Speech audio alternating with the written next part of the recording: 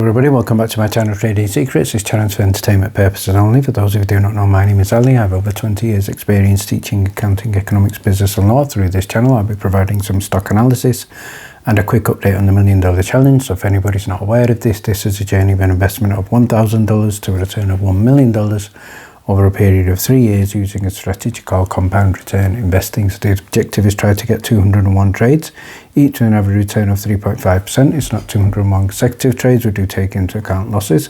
So for further details about how to join us for less than $9 a month, information is available in the description below. In today's video, we're going to be looking at MMTLP and GME, and we're going to be asking the question, is this the same story? We're also going to be looking at the tick symbol FFIE and have a look at the question, is the squeeze now over after it ran up well in excess of 8,000% last week before it came crashing down over 50% on the Friday. So before we get started, let's have a look at what's happening in the markets.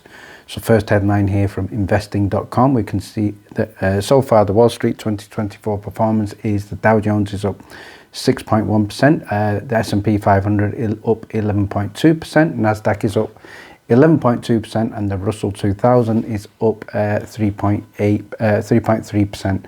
So if we have a look at the news with regard to the Dow Jones, so from stock market news here, we can see it closed on Friday above 40,000 for the first time ever, and I think we were reporting that also in the previous video. But let's have a look at news with regard to BABA, tick symbol BABA, and from daily compounding, we can see here that Saudi Arabia's public investment fund have now currently owned 1.6 million shares in BABA. So I think BABA has been doing exceptionally well recently. So let's now move on to have a look at earnings for the upcoming week. We can see here again another huge week for earnings, and we can see here these include stocks such as Zoom, Wix, ZIM. We have Target, another big one that we'll be watching in the Discord is Nvidia, and then on Thursday we have stocks such as Polestar and Intuit. So these will be we will be keeping an eye on and in the Discord. And I would like to share a post from Edwin Barnes, who's talking about a potential merger with regard to GameStop, and he states here the GameStop merger is taking place behind the scenes. So he's talking about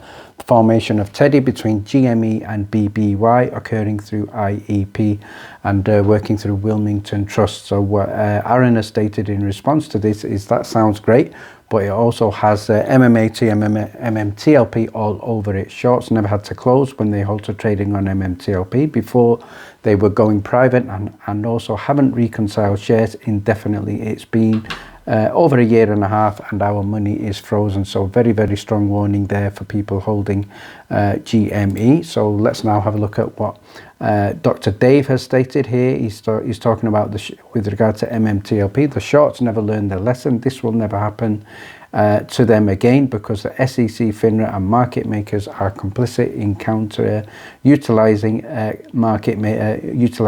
counterfeit shares. They have advanced algorithms and also laugh at retail dreams. So this is in response to Amit, who's posted about GME, saying again on that on Friday it was down 24%, and he's talking about Citron Research disclosing they are now short after covering their short in 2021 at $90. GME then went to $480.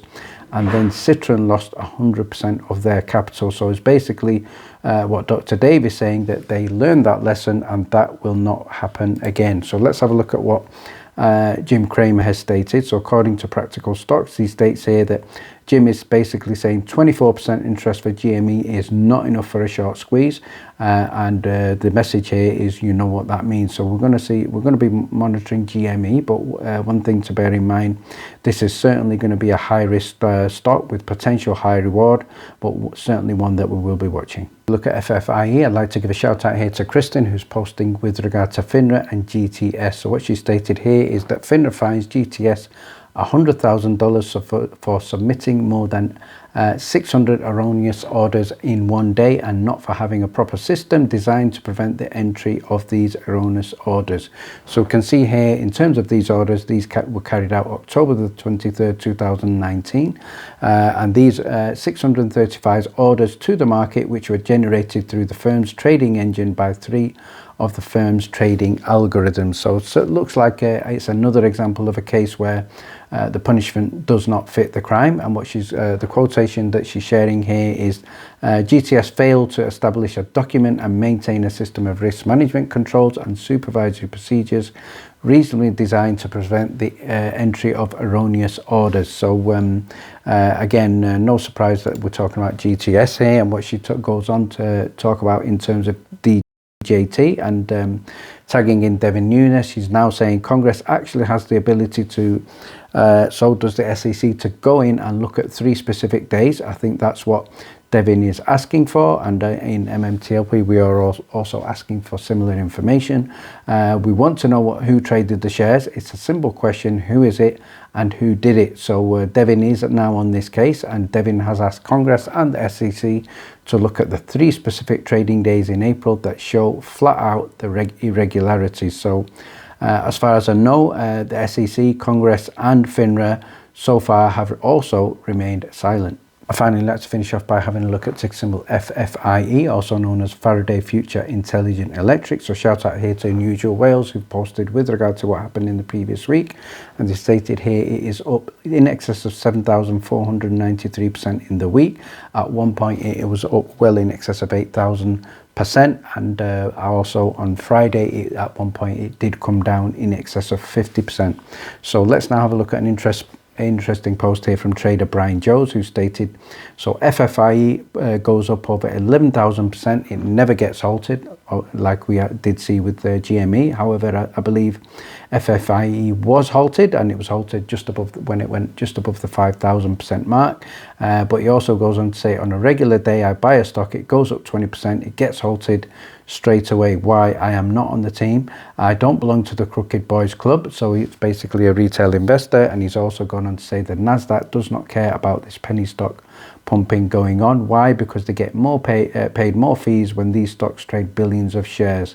But what we do see in terms of stocks like FFIE, when they do go up on a squeeze, they come down very, very rapidly. And what we did see on the Friday, it did come down at one point well in excess of 50%. But this is a stock that we were watching closely in the Discord. We called it on the 14th, 15th and 16th, and they also were, with regard to news, there was a delay in the 10Q filing, and we also shared that in our stock news channel. So if you would like to get information with regard to breaking news and daily stock alerts, where we called stocks such as CRKN and also FFIE consistently, you can get that. And now I'm going to finish off by having a review of the previous week's weekly watch list. So some of the best calls included NVAX. We were looking at that was up 34% on the week, with a chance to get 47% return as well.